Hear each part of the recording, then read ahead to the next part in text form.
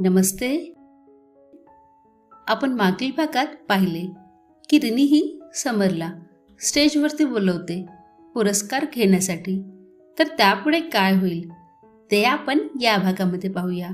पण त्याआधी जर तुम्ही चॅनलला सबस्क्राईब केलं नसेल तर प्लीज सबस्क्राईब करा आणि बेल नोटिफिकेशन ऑन करायला विसरू नका, जेणेकरून पुढील सर्व भागांचे नोटिफिकेशन तुम्हाला येतील. तर कथेला सुरुवात करूया. समर स्टेजवर पोहोचल्यावर रिनीने त्याला तिचा पुरस्कार दिला. डीनने त्यांना मेडल आणि बक्षीस रक्कमही दिली. रिनीने सुद्धा तिचे परीक्षेचे प्रमाणपत्र समरला दिले आणि म्हणाली, बाबा, हा माझा रिझल्ट आहे, मला तुमचे आशीर्वाद द्या. असे म्हणत ती त्याच्या पायाला स्पर्श करण्यासाठी खाली वाकली. पण समरने तिला थांबवले आणि मिठी मारली. दोघांसाठी हा भावनिक क्षण होता. हा भावनिक क्षण पाहून तिथे उभे असलेले सर्वजण भावुक झाले होते. समरने तिला स्वतःपासून लांब केले आणि दोन्ही हातांनी तिचे खांदे धरले आणि म्हणाला, I am proud of you बेटा. आणि गळ्यातले मेडल काढून तिला घातल्यावर म्हणाला, शिक्षकांच्या पाया पड, माझ्या नाही. रिनीने सुद्धा तिच्या उभ्या असलेल्या डीनसह सर्व प्राध्यापकांच्या पाया पडली. सगळ्यांनी पुन्हा टाळ्या वाजवल्या. दोघी स्टेजवरून खाली उतरून कविताकडे आले. कविता सुद्धा भावनिक होऊन रडत होती. मग डोळे पुसत हसत समरला म्हणाली, तुम्ही खुश आहात ना? तुमची मुलगी आता डॉक्टर झाली आहे. यावर समर म्हणाला, तुमची नाही, आपली मुलगी आता डॉक्टर झाली आहे. डॉक्टर साहेबा. रिनीने आईला मिठी मारली. I love you mummy. कविताने तिला प्रेमाने थोपटले. तेवढ्यात रिनीच्या सगळ्या मैत्रिणी तिथे आल्या. पार्टी पार्टी, आता मला पार्टी पाहिजे. सगळ्यांनी रिनी, कविता आणि समरला घेरलं. पार्टी करूया, पण कुठे? रिनी म्हणाली.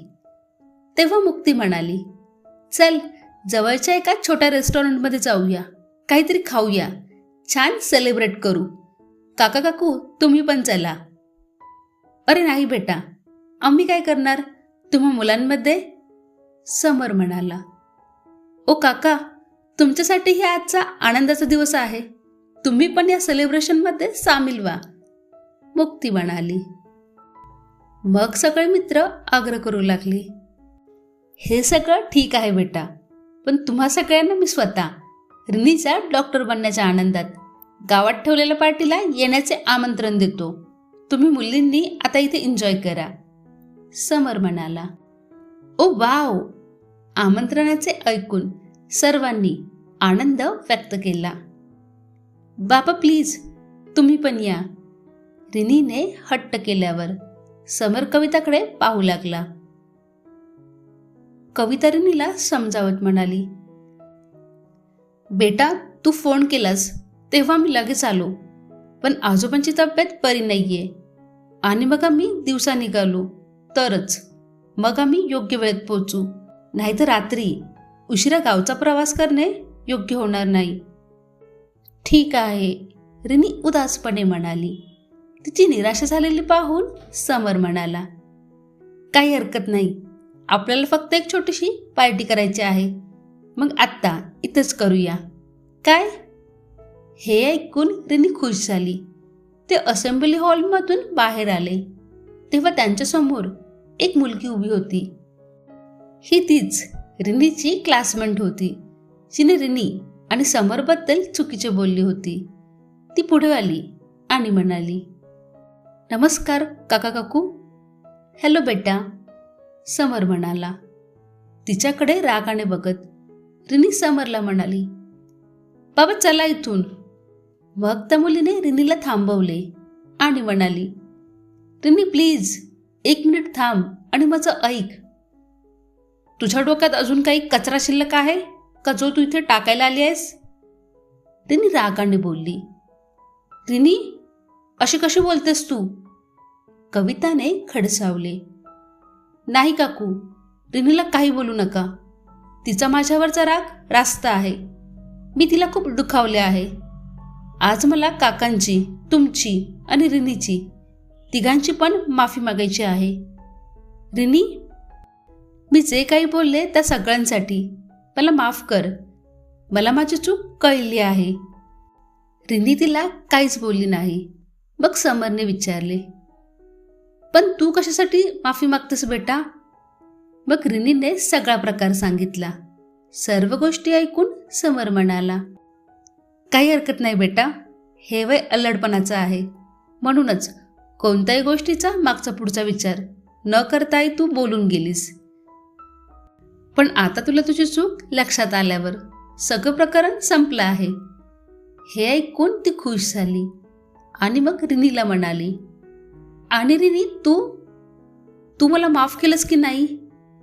रिनी हसली आणि म्हणाली, माझ्या वडिलांनी तुला माफ केलं आहे, मग मी कशी रागवणार? आणि आजचा दिवस खूप आनंदाचा आहे. मला काही मनात कसला राग धरून ठेवायचा नाहीये. तू पण आमच्यासोबत ये. आज माझे बाबा सगळ्या फ्रेंडसाठी पार्टी देत आहेत. रिनी म्हणाली. ओके, ती पण आनंदाने म्हणाली. ते सर्व जवळच्या रेस्टॉरंटमध्ये गेले. सगळ्यांनी खाण्यापिण्याची ऑर्डर दिली. तेथे रिनीने विवानलाही बोलावले होते. त्याची तिच्या आईवडिलांशी ओळख करून देताना रिनी म्हणाली, बाबा, मम्मी, हा माझा मित्र विवान आहे. तो माझ्यापेक्षा सिनियर आहे. त्याने मला अभ्यासात खूप मदत केली आहे. He is very bright in studies. छान बेटा, तुला भेटून खूप आनंद झाला. समर आनंद व्यक्त करत म्हणाला. विवाननेही त्याला हात जोडून नमस्कार केला. समर आणि कविता यांनाही विवानची ओळख करून देताना रिनीच्या चेहऱ्यावरची चमक दिसत होती आणि ते गालात मंद हसत होते. आई वडील तिचं मन वाचण्याचा प्रयत्न करत आहेत हे रिनीलाही समजलं. म्हणून तिने लाजून नजर खाली केली. सर्वांचे खाणेपिणे संपल्यावर कविता आणि समर रिनीला म्हणाले, आता मी घरी परतू. तू सांग बेटा, घरी कधी येणारस? बाबा, आता मला काही काळ इथल्या सरकारी दवाखान्यात काम करायचे आहे. त्यामुळे काही औपचारिकता पूर्ण करून मी घरी येईन. हे ऐकून कविता चिंतित भावनेने म्हणाली, म्हणजे तू आत्ताही आमच्यासोबत राहणार नाहीयेस? ओ मम्मा, फक्त काही काळ. त्यानंतर मी आपल्या गावातच काम करायचं ठरवलं आहे. भविष्यात तर माझं स्वप्न आहे की मी आपल्या गावातच काम करेन. आपल्या गावात एक छोटेसे हॉस्पिटल उघडायचे. आईला समजावताना रिनी म्हणाली. तिचे म्हणणे ऐकून समर म्हणाला, बेटा, खूप छान आयडिया आहे. मला तुझा अभिमान आहे. लवकरात लवकर तुझं सध्याचे काम पूर्ण कर आणि आधी गावाला ये. ठीक आहे बाबा, रिनी त्याला मिठी मारत म्हणाली. आता जाऊया, नाहीतर उशीर होईल. कविताने हे सांगताच समर लगेच गाडीत बसला. दोघेही रिनीचा निरोप घेऊन निघून गेले. दोघेही आनंदाने गाडीतून गावाकडे निघाले. पण हवामान नंतर खराब होऊ लागले आणि जोरदार वारा वाहू लागला. अंधार होऊ लागला आणि गाडी चालवणे कठीण झाले. तेव्हाही समर अतिशय सावधपणे गाडी चालवत होता.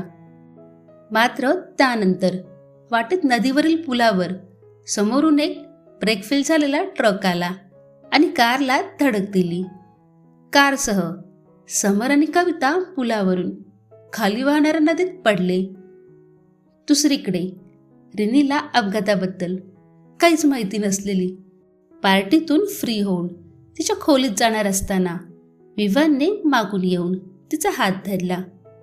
रिनी त्याच्याकडे वळून प्रश्नार्थक नजरेने हसत बघते आणि विवान तिला जवळ घेऊन म्हणतो, आधी माझ्या प्रश्नाचे उत्तर दे, मग मी तुला जाऊन देईन. रिनी आपला हात चढवण्याचा अपयशी प्रयत्न करते आणि म्हणते, कसला प्रश्न? तुझ्या आईवडिलांना मी आवडलो की नाही?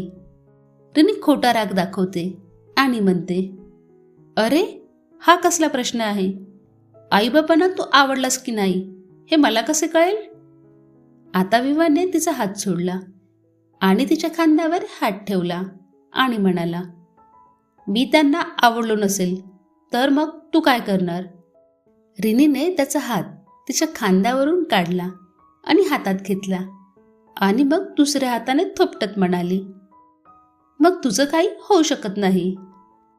असं का? विवान म्हणाला. हो, असंच आहे. माझ्यासाठी माझ्या आईवडिलांची परमिशन आणि आनंद सर्वात आधी. रिनीने सांगितल्यावर विवान आपलं डोकं खचवत म्हणाला, म्हणजे आधी काका काकूंना त्यांची राजकुमारी मिळवण्यासाठी इम्प्रेस करावं लागेल? हो तर, रिनी तोऱ्यात म्हणाली आणि मग तिचा मोबाईल वाजला. रिनीला फोनवर तिच्या आईवडिलांच्या अपघाताविषयी समजतं. ते ऐकून तिच्या तोंडातून फक्त शब्द येतो, काय? आणि त्यानंतर ती थरथरू लागते. तिच्या शरीरात जीव नसल्यासारखे तिला वाटतं. ती बेशुद्ध होऊन खाली कोसळणार असते तेव्हा विवान तिला सावरतो.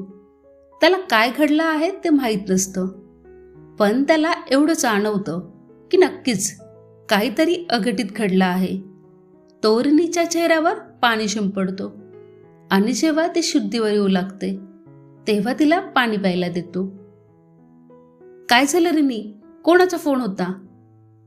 ते मम्मा बाबा मम्मा बाबा असं म्हणत ती रडायला लागते. हो मग काय, त्यांचं काय?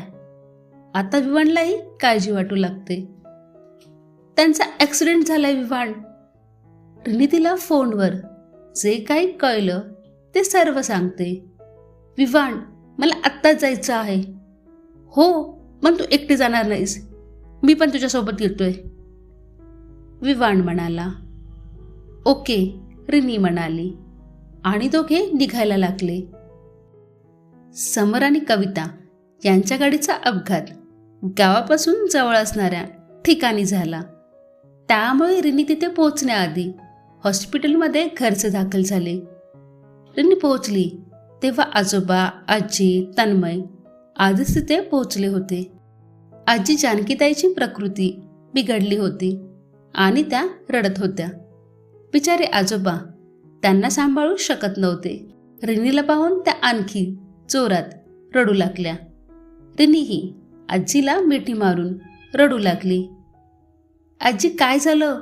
आई बाबा कुठे आहेत? रिनी रडत रडत म्हणाली. आजी काहीच बोलू शकली नाही. मग आजोबा म्हणाले, रिनी, तुझ्या वडिलांची प्रकृती गंभीर आहे.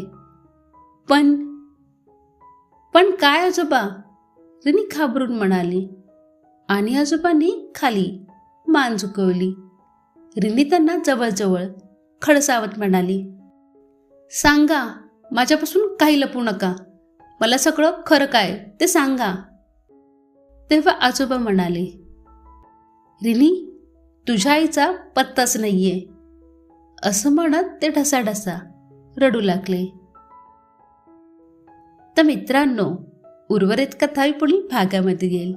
तर हा भाग तुम्हाला कसा वाटला हे कमेंटमधून जरूर सांगा. आणि कथा आवडली असेल तर प्लीज तिला लाईक आणि शेअर करायला विसरू नका. कथा पाहण्यासाठी खूप खूप धन्यवाद.